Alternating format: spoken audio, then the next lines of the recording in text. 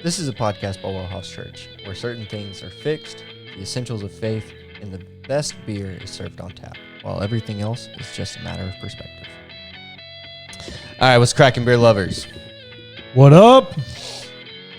All right. So let's talk about... You realize we do the same intro every week. You say, what's cracking, beer lovers? And I go, what up? It's fine. It's our brand.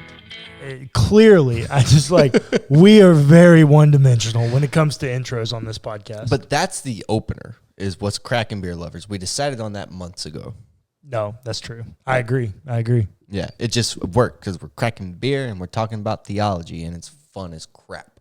It is fun. So it work when you're doing what you love. Yeah, that's right. So the beer that we have tonight is fun. I went to Total Wine, actually for personal reasons, but I decided to pick up beer for P&P while I was there because we were running low. We were running low. So I decided to get some while I was there. And so I walked to the beer aisle, and as I'm walking up, there's this lady who's hopefully listening. Hi, you probably recognize me. And if you're watching on YouTube, you're actually listening on Spotify. So hi, you can't see me. So dang. Yeah, click. F's in the chat for Clayton. Yeah, F's in the chat. However, we have done beers similar to these. But she asked me if I wanted to try them. I said yes, because free beer, absolutely.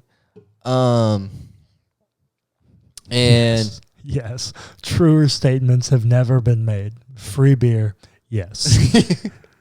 You know, Ernest Hemingway's famous for the 6-word short story. He's in a bar with his buddies, and they commission him. They say, "Hey, you can't tell a story in 6 words." And so he spends a little bit of time and he goes, "For sale, baby shoes, never worn."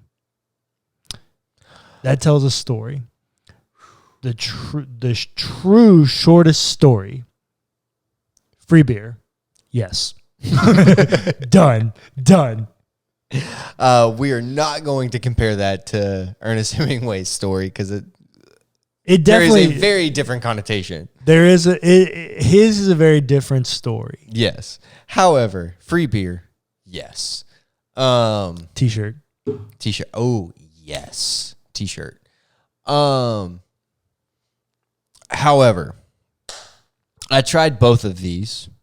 Now, one sip, right? You know the taste that they give you in liquor stores. So I didn't really get to fully pull it apart and really taste it as much as, yeah, this is pleasing to my initial palate. But I really enjoyed it. And then she was like, "Do you want to buy some?" And I was like, "Yeah, actually, I'm doing a podcast and we're recording tonight where we pick apart beer. So, yeah, I'll buy some." And then she says she wanted to listen. So, hi, if you're listening, good to talk to you again. But there is a Oktoberfest that I have. Dang, that's what I was going for. Oh, you were going for the Oktober. Do you want to switch? Nah, I'm we good. can. I've tried them both. They're pretty similar. Actually, I think you're going to like this one better, if I'm being honest. You think? Yeah. All right. So we're switching. Cullen has the Oktoberfest now. Locktoberfest. Yeah. Love it. The branding is on point. Yeah. So mine is the Fall Guy. It is a spiced amber. And the brewery is out of Arlington, and the brewery is Legal Draft Beer Company. Which I want to just say, do you remember from How I Met Your Mother when Marshall has this dream to own a courtroom-themed bar? Yes. Okay. They have some of the best legal branding of all time because they're called gavel. Legal Draft Beer Company. Their logo is the gavel. But then they have the Beranda rights. Yeah. Not the Miranda rights, the Beeranda rights, of which it says you have the right to drink great beer with flavor and character made locally and enjoyed with friends and family. Know your rights. Amen. Legal Draft Beer Company. Bravo. Way to go. Just 100%. Way to go. Bravo. Well done. Satisfying, and the description of mine is satisfying, full-flavored amber ale with autumn spices. You can almost feel the nip in the air. And if I'm being honest with you, they're pulling a lot off of like experiential things in that description. But in my initial taste of this beer, I really got that. That was true, huh? Like the spices in this amber really was like, oh yeah, it's fall now. Nice. That's what this is. Nice. And being a guy who loves fall, Yeah. really hit home with me. You do love fall. I do love fall. That is true. I love fall a lot. It is 5.9%. I've already talked about it being brewed in Arlington. And it has this really cool thing on it. This little stamp. It says, "Get a fall guy." Way to go. The branding on this beer is fantastic. Nice. So, yeah, that's mine. All right. Well, I have their Oktoberfest, which they call the Locktoberfest, which I love. It's spelled Lawktober. The description is Fest beer style Oktoberfest with a hint of color in its body, a slight toast of malt, and a crisp finish that invites another sip. Also, whoever your copywriter is, give them a raise. Yes, this is genius. Yeah. This is all genius. 5.2% ABV, and I guess I'm about to enter into a pretty classic Oktoberfest. It's a little bit lighter on the palate than a typical Oktoberfest. I mean, dang it, I should not have told you that. It is what it is, though. I might cut all that out. Yeah, okay. Anyways. I think I'm about to enter into a pretty classic Oktoberfest. So, cheers, buddy. Cheers.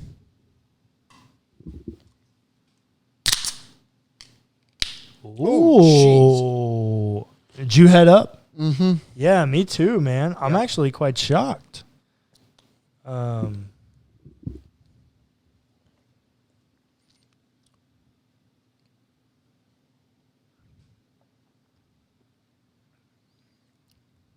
So walk me through it.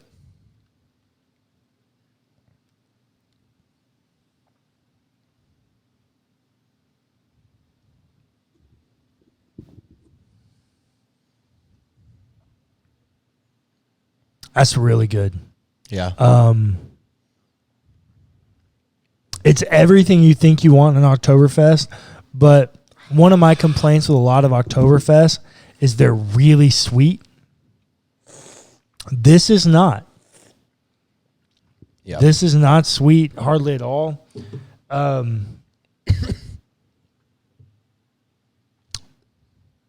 That's firmly in my top 3 favorite Oktoberfests I've ever had. Wow. Firmly. So do you feel comfortable giving it a number rating? Or do you want to go back to it while I talk about mine? Talk about yours and then I'll come back to mine.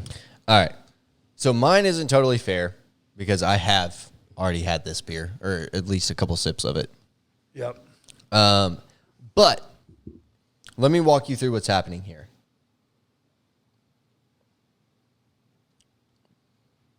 Initially, you get that malty amber. Okay. But then it develops into all the fall spices. And that kind of sits with you for a minute. Yeah. Like that pumpkin spice kind of cinnamon, nutmeg, allspice kind of type deal. Yeah, so that's the thing that turns me off spiced beer is the allspice flavor. I don't think I like that in beer. I love allspice. And so for me, what I'm about to say next, this is a plus. For most people, I don't know if it would be. Mm. I kind of have this like lingering leather taste. Ooh. It's very unique. Is it chewy? No. But I do have this like almost kind of like the very similar to the lingering palate that I get on an Isla Scotch, which is very strange. What? Because you know that kind of like lingering leather thing, it's softer than that, and it's not as medicinal or as salty, but it's still got this kind of lingering, to me, is almost leather. I mean, I know the flavor that you're talking about in Isla's, but I don't know how you would ever get it. It's not there. identical. Okay. It's just the closest thing that I can come to describing that lingering palate. Interesting. It's very good. Very good. I quite enjoy it. So, legal draft, if y'all are listening. I'm going 8-1, and that's a 8-1? monster score. Yeah, like 8-1, firmly, like top 3 favorite October, like for Cullen, monster score. For Cullen, that is a monster score. For me, I'm actually sitting at like probably an 8.5, 8.6. But you actually give things 10s.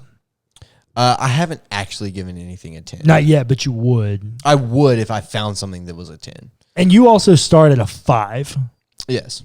Whereas I started at a 7. Yeah. That is the difference in our scorings. So for me, I'm sitting at 8.5, 8.6. Quite enjoy this beer. Yeah, that's still pretty high praise. Really high praise. 8.5, 8.6. Yeah. Quite enjoy this beer. So yeah, we want to do a switch. I know I'm not going to like yours. I don't know. Let's do it. Yeah. Taste swap. Oh, it's really sweet. I can smell it.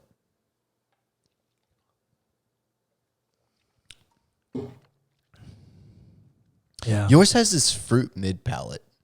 Yeah. It's kind of fruity. Yeah.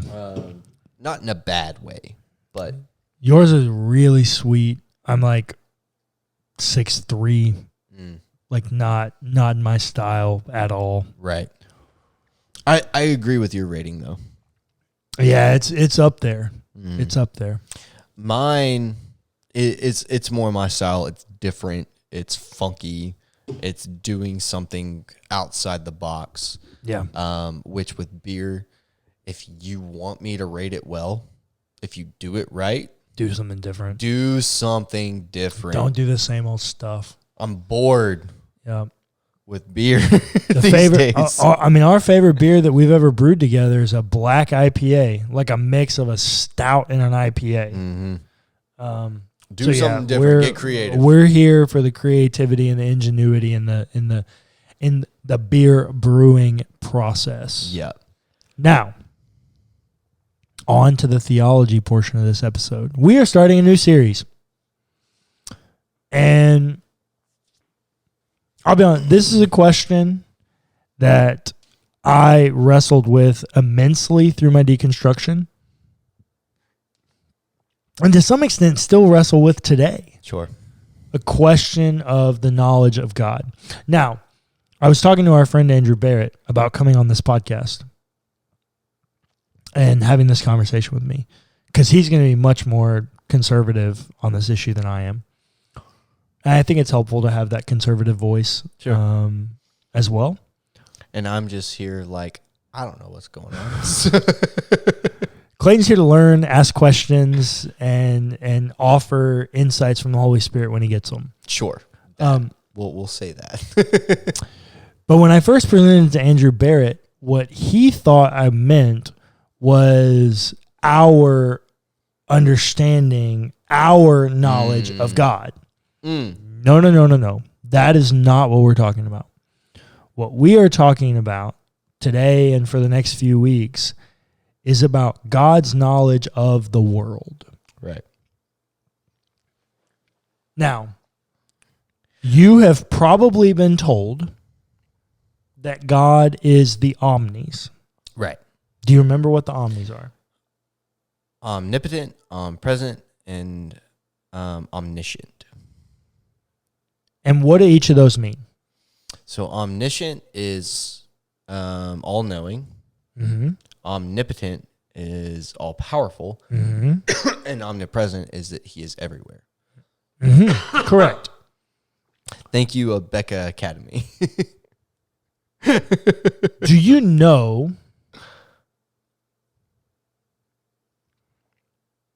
how many of those have biblical verses you could point to? Biblical verses that you can point to that directly state those things? None. That's not true. That directly state that God knows everything, that God is everywhere. any of the omnis. Ephesians clearly points to God's omnipotence. Okay. So, like, yeah, you have lots of places you can point to for God's power. You don't have anywhere that you... And you can get there through the narrative reading for God's omnipresence, that he's everywhere. The idea of the Spirit, that kind of thing. You can get there. I thought that largely came from tradition, though. So, we'll get there. Okay. Hang on. I'm going to set that up.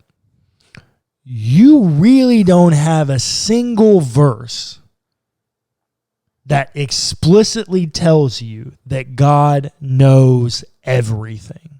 Okay. There's really not anywhere you can point to. There are places people try, and kudos to you if you do. They're not convincing to me that that's what they're communicating.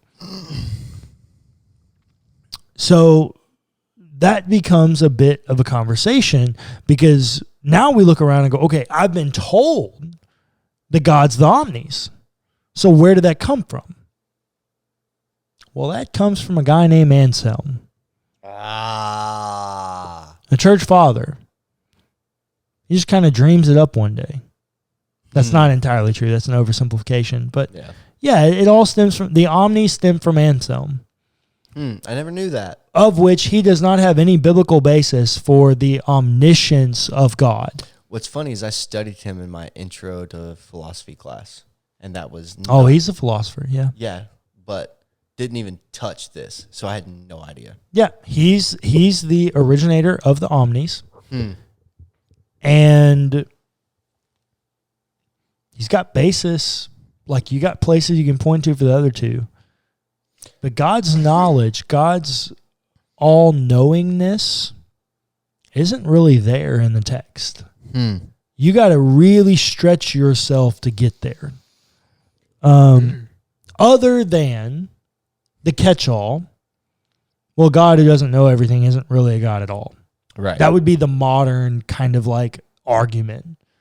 Like, the text doesn't tell you that. I mean, that's Anselm's whole idea, right? Is that God is God. A perfect God who we have set up in the narrative must know everything.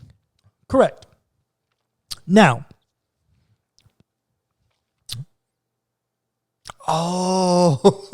What? Now I understand. We didn't directly talk about God's omnis in that. That was his whole proof for how he could prove that God existed too. Correct. Was a perfect God also has to exist. Correct. Now. Get it now. Yeah. I only took that class 4 years ago, and now it all clicks for me. Come together. Good job, prof. He actually did a really good job, but that's neither here nor there. Now, so I remember growing up, and I was fully given over to a fundamentalist faith tradition that fully affirmed the omnis in their traditional way. For me personally, now this is not going to be true for everyone. For me personally, that was a really harmful narrative. Because if God became this all-powerful and all-knowing and ever-present God, then where was he in moments of tragedy? Where was he when people needed him? Yeah. And then I read Genesis 3 and realized that, oh, wait, when Adam and Eve needed him, he was absent too. So maybe God's presence and God's knowledge and God's power shouldn't be the lens through which I view and judge God. Right. Maybe there's another one. So I went back to the beginning of the narrative. What's the one tree that you're not supposed to eat of? Tree of knowledge of good and evil. Good and evil. What if God's power, knowledge, and presence aren't the ways that we should be looking at God? And what if the way that we should be looking at God is through his goodness? Right. We kind of talked about that. We did. But here's why I set it all up again.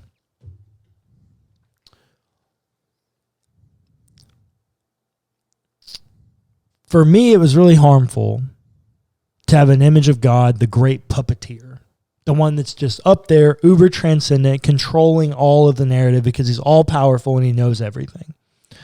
That's really unfortunate for me. Mm-hmm. I feel like it takes away the element of human free will. Like, I don't think that's a helpful narrative at all.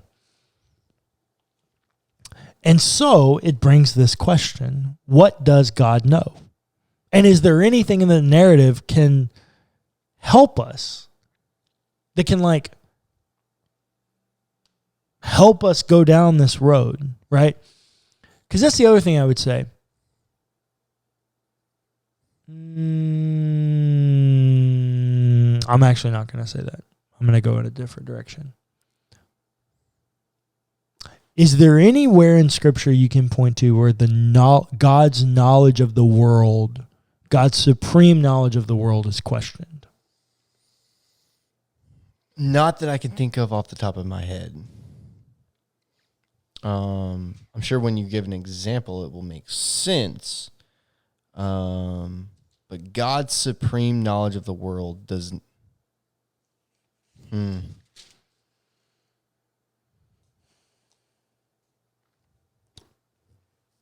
Genesis chapter 22, God tells Abraham to go sacrifice Isaac, the one and only son, the son of the promise of which God gave to Abraham, that his descendants would be as numerous as the stars in the sky. Then he has Ishmael, and God says, nope, it's not that. You're going to have a son from Sarah. And he has Isaac. Yeah, I'm pulling it up. Genesis 22, beginning in verse 9. When they came to the place the Lord God had shown him, Abraham built an altar there and laid the wood in order. He bound his son Isaac and laid him on the altar on top of the wood. Then Abraham reached out his hand and took the knife to kill his son. But the angel of the Lord called to him from heaven and said, Abraham, Abraham. And he said, here I am. He said, do not lay your hand on the boy or do anything to him, for now I know that you fear God. As if there was some question of Abraham's devotion before this moment. As if God didn't know how Abraham would act, how Abraham would respond. What would he do? Almost in the same way that God says to humanity, what will you do from the fall? Because if we're honest with ourselves, Genesis 6 is pretty revealing that God is starting over. God regrets where the state of the world is. Genesis 6:5, the Lord saw that the wickedness of humankind was great in the earth, and that every inclination of the thoughts of their hearts was only evil continually. And the Lord was sorry that he made humankind on the earth, and it grieved him to his heart. So the Lord said, I will blot out from the earth the human beings I have created, people together with animals and creeping things and birds of the air, for I am sorry that I made them. Then when he has a conversation with Noah,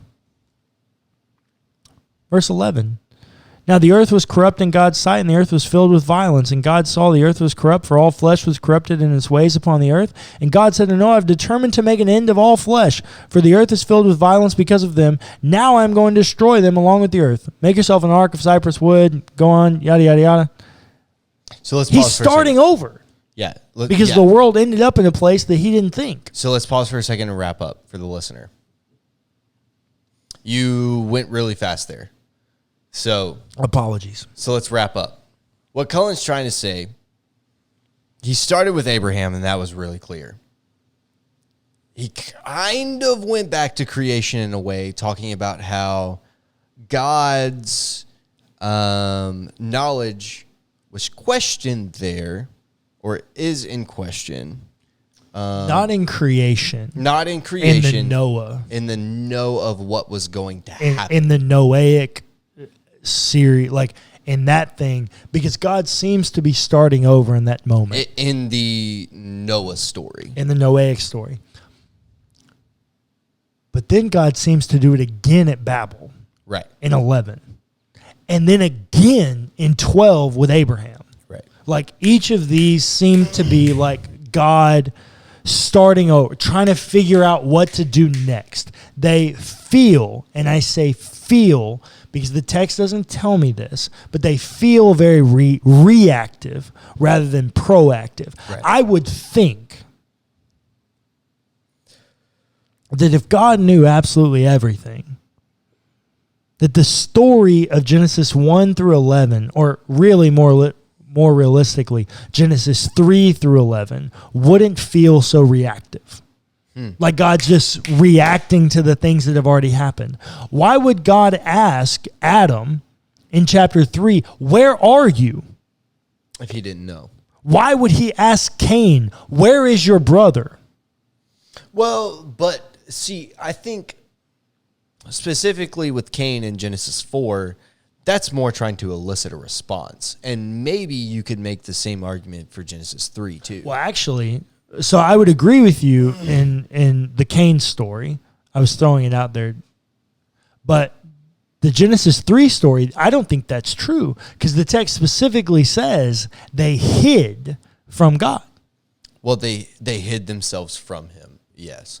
But they hid themselves from him doesn't necessarily elicit the fact that he didn't know where they were. They could just be thinking that they're hiding from him.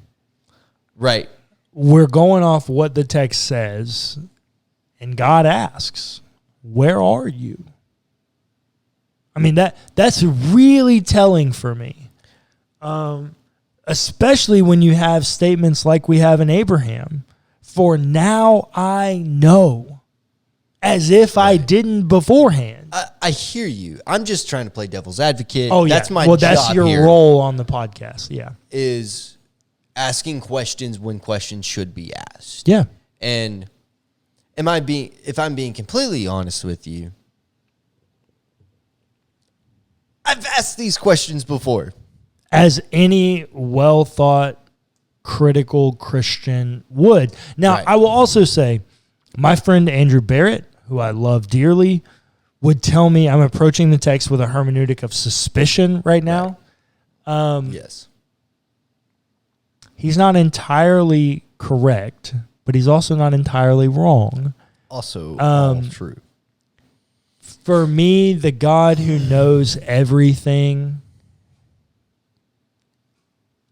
if I'm just being honest, really isn't the God that I want to serve. So let's pause. We're at a place where we need to address this. This is not outside the creeds. It's not. The creeds do not say anything about God's knowledge. No. They say God Almighty. They Yes. speak to his power. But not about his knowledge. None. Or not his a presence. lick.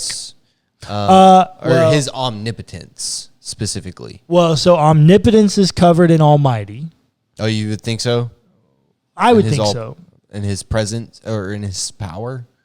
Well, if you say Almighty, wouldn't you say like that's an all-powerful kind of statement? Well, back to Anselm, in a very valid way, if he is omnipotent and all-powerful, then he should be completely present and also all-knowing. If you are all-powerful... But why do you naturally think that power and knowledge go hand in hand? if you are all powerful, you can give yourself the power to know everything. That is the basis of being all powerful. It also presupposes that God, as he sits today, is all powerful. Right, it does. It absolutely does. Which that's a whole brings up a whole nother question, which we're going to talk about. Well, yeah, we're going to have to talk about that one next week. Because that brings up questions of lots of things. But I do wonder if there is suspicion needed here. I would say yes, hence the reason that I approached it with a pseudo-hermeneutic of suspicion. I'm validating your suspicion, but also still like, let's take the other point of view in serious consideration here. Well, for me, let me say, you're going to hear over the next few weeks, there are major problems theologically and narratively with the scriptures when you give God supreme knowledge. Right. Now, to all the listeners that are like shaking in their boots right now, because you've never heard this is still firmly orthodox. Mm-hmm. Like, this does not put me in any kind of issue here. Absolutely none. For being a Christian. But the other thing that I would say is,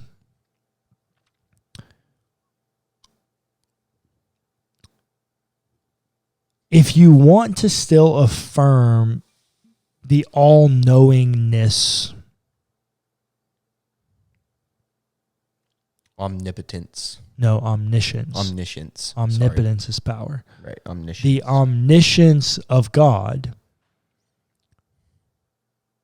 There are two ways of which you can do that. You can say God knows everything that's going to happen before it happens.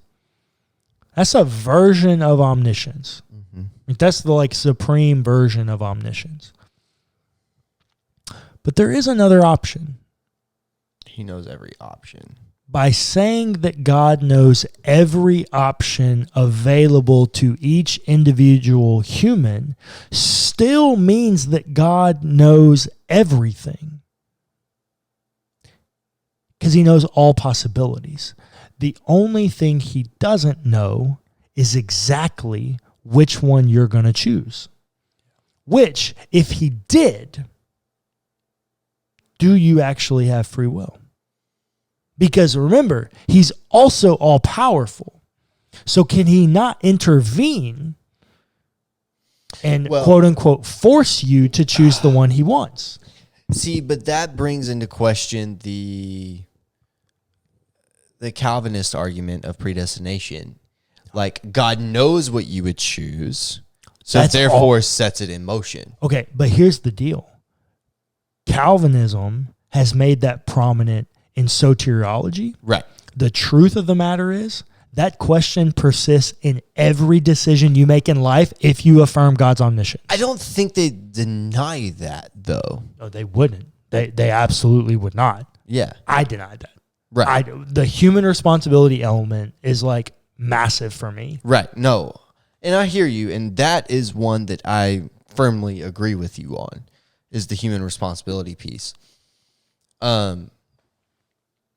That is a thing that needs to be considered, though, in the question of God's knowledge is, yes, he might know every option available to you, but he knows what you would choose, so he just narrows it down in the transcendence of his nature, which... It also presupposes that he's transcendent. Right, which, again, a different conversation. Well, so much of it, and this is why this is going to be a pretty long series, but so much of this exists on presuppositions like that. You have a view of God, not you, but you, hypothetical listener, have a view of God in which you truly don't understand all the ways and elements and facets that view of God affects other areas of your theology. Which kind of goes back to our previous series. Correct. So if you're here and you're like, man, these guys are all over the place. Welcome to P&P. Yes, 150,000%. We are all over the place because we are about to talk about things for the next few weeks that are going to make you ask lots of questions. Excuse me.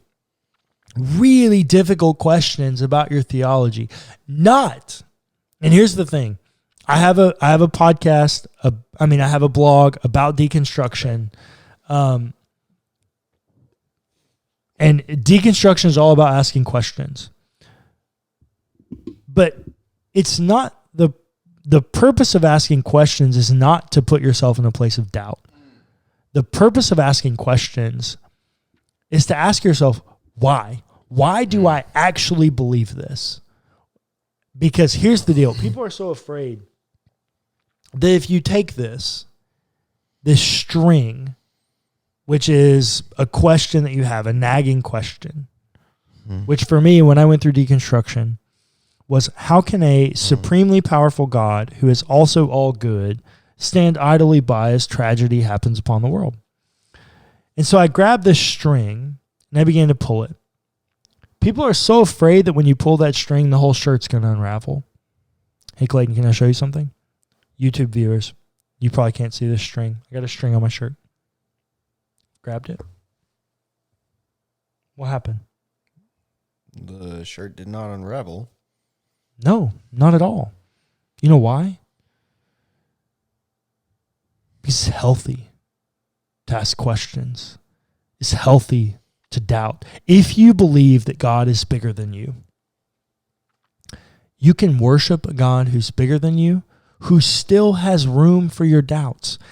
And I can prove it to you in the text. Can I run with your analogy real quick? Go ahead. The string and the shirt thing? Mm-hmm. Go ahead. How many people are so afraid that if they pull the string on their shirt, that their shirt's going to unravel? In a very genuine way, they just cut it off or they burn it. A lot.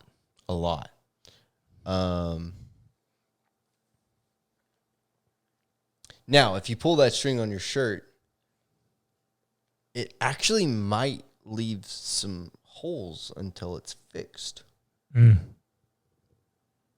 You pull that string, you are actually pulling substance out of that shirt. Yeah. You ask those questions, you are pulling that string, and you are going to leave holes there until it's fixed. And that's until the deal. Those holes are filled. They must be fixed and filled. And that's what we're here for.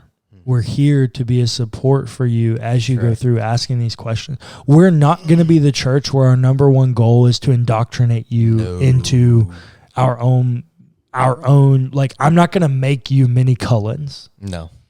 My goal for you is to be a guide as you go on your own journey of formation, of which I'm going to make sure that you stay inside the creeds. That's right. But anything outside of that, cool. I'm here for. Yeah.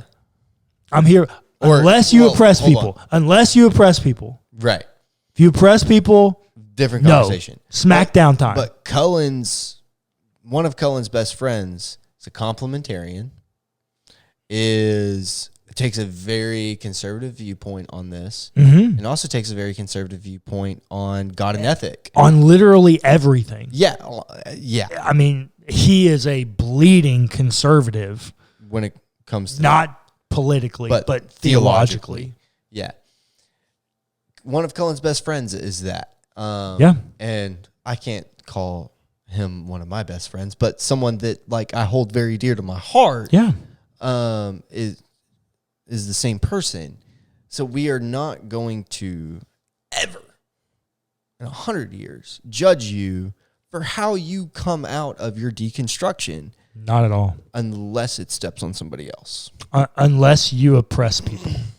If you oppress people, I will literally like... We will have a different conversation about that. Yeah. Go to Let's Talk. If you oppress people with the most grace possible, I will go balls to the walls in an attempt to destroy you. if you oppress people. Like, I got zero time, consideration, or patience for that. There could have been a little bit more grace in that statement. Well, that's why I said with the most grace possible. But if you're oppressing people, I got very little grace for you. Now, back to my deal. My text for you to consider about whether or not it's appropriate to ask these questions. In Matthew's gospel, Jesus dies. It's been days mourning. Got no idea what to do. And Jesus just pops up one day. It's like, hey, I'm back. Your boy, I'm here. It's like, oh, we supposed to just take all this? And see, here's the deal. There was a narrative given to you that doubting faith was wrong. And in fact, it wasn't even wrong. It was shameful. Yeah. Who gave you that narrative? Or what story in the Bible gave you that narrative? What story in the Bible? Oh my gosh, I've never even thought about that. Oh, it's easy. His entire ministry is tainted by one moment. Doubting Thomas. You were told from a young age by his epithet that the only thing he's remembered for is his doubt. Yeah. You were told that doubting was wrong. But see, here's what happens. When you're a close reader of texts, you realize that a few chapters later, right before Jesus ascends, in one of the most famous passages of all time, when Jesus gives the Great Commission in Matthew 28, verse 16 says, now the 11 disciples went to Galilee to the mountain to which Jesus had directed them. When they saw him, they worshiped him, but some doubted. Don't think that doubt and worship are mutually exclusive, and don't think that doubt and questions aren't a part of your spiritual formation. We've got to change the stigma around doubt and questioning our faith because it's in the text. What does Mark say? Lord, help me in my unbelief. Yeah. We've got to change this idea that it's not okay to question, it's not okay to doubt, and it's not okay to ask these questions. You hear this, if you've ever been to college, you've heard, or at least I hope you've heard, critical thinking is good. And largely in an academic stance, and I can't speak to this from a theological point of view, but in academia, but largely in academia, if you start asking questions, they're like, this is good. You should ask questions. You should think critically. You should question things because the narrative that you've been handed may be wrong. Critical thinking is good. And I don't know how this is largely presented in biblical or theological academia because I've never taken these kinds of classes, but I can imagine that it's the same or largely the same. It depends on where you go. Okay. There are certain seminaries that their number one goal is to indoctrinate you and make you little mini-me's of whoever the president of the seminary is. Okay. And this is not a pejorative. Like a classic point two for this would be Southwestern Baptist Theological Seminary or the Southern Baptist Theological Seminary. Like those are places that their goal is to output mini-me's. Like Southern wants to output little mini Al Mohlers. Mm-hmm. Like that's their goal. My point is saying that deconstruction starts with critical thinking. And that is a very good thing to ask, or a very good thing to start with. And asking this question about God's knowledge, no matter where you fall on it, currently, or where you think that you might fall on it whenever you come out of it. Although I would challenge you, don't have an expectation on where you're going to come out of. because that might lead you to a place. Well, it kind of defeats the purpose. Right. So, asking these questions is good. It's healthy. It is very healthy. And honestly, this conversation that we're having right now is one that I am currently asking myself. And how long have I been asking myself this question and been deconstructing this idea? Several years. Several years. I have no idea where I fall on it currently. Maybe this podcast will help me get there. Maybe it won't. Well, and here's the deal. Here's the good news. No matter where you fall on it, you're still inside the creeds. Well, not just that. I mean, the truth still stands no matter where you fall on this idea of God's knowledge. The truth still persists. God's still good. That you are loved. Yeah. That you are made in his image. That he would do absolutely anything for you. And that his goal for you in this life is to have life and life abundant.